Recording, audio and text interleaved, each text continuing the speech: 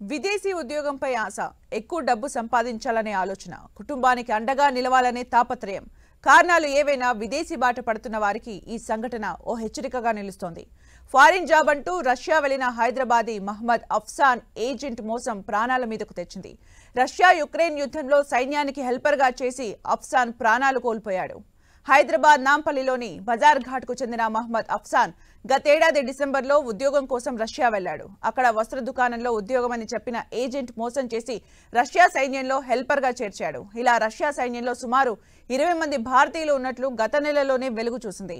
హైదరాబాద్ నుంచి రష్యా వెళ్లిన అఫ్సాన్ ఆచూకీ తెలియకపోవడంతో అతని సోదరుడు ఇమ్రాన్ గత నెలలోనే హైదరాబాద్ ఎంపీ అసదుద్దీన్ ఓవైసీతో కలిసి మాస్కోలోని భారతీయ దౌత్య కార్యాలయానికి ఫిర్యాదు చేశాడు. భారత దౌత్య అధికారుల విచారణలో అఫ్సాన్ రష్యా సైన్యంలో చేరినట్లు తెలిసింది. కానీ ఎక్కడ పని చేస్తున్నది నిర్ధారణ కాలేదు. ఇంతలోనే ఈ నెల 6న యుక్రెయిన్ యుద్ధంలో అఫ్సాన్ మరణించినట్లు ప్రకటించింది అక్కడి ఆర్మీ. డిగ్రీ వరకు చదువుకున్న అఫ్సాన్ చిన్నతనం నుంచి విదేశాల్లో ఉద్యోగం చేయాలని కలలు కనేవాడు. యూకే లేదా ఆస్ట్రేలియాలో ఉద్యోగం చేసి స్థిరపడాలని స్నేహితులతో చెప్పేవాడు. కానీ అతడు రష్యా వెళ్తాడని, అతని జీవితం అర్ధాంతరంగా ముగుస్తుందని ఎప్పుడూ ఊహించలేదని హైదరాబాద్లోని అఫ్సాన్ స్నేహితులు వాపోయారు.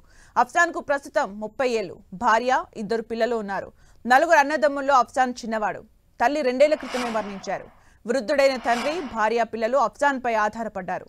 స్థానికంగా ఉద్యోగం చేయడం కన్నా విదేశీ ఉద్యోగం అయితే ఎక్కువ సంపాదించొచ్చని, బాగా స్థిరపడొచ్చని ఆశించిన అఫ్సాన్ జీవితం విషాదాంతమైంది. మోసపోయి రష్యా సైన్యంలో చేరి మరణించిన వారిలో అఫ్సాన్ రెండోవాడు. గత నెలలో గుజరాత్కు చెందిన హమీల్ కూడా ఇదే విధంగా ప్రాణాలు కోల్పోయాడు. ఏజెంట్ల మోసం కారణంగా సుమారు 20 మంది భారతీయులు రష్యా సైన్యంలో బలవంతంగా చేరినట్లు సమాచారం. గత నెలలోనే దీనికి సంబంధించిన వీడియో బయటకొచ్చింది. అప్పటి నుంచి భారతీయ దౌత్య కార్యాలయం రష్యా సైన్యంతో సంప్రదిస్తూనే ఉంది. కానీ ఇంతలోనే మరో ఘోరం జరిగిపోయింది.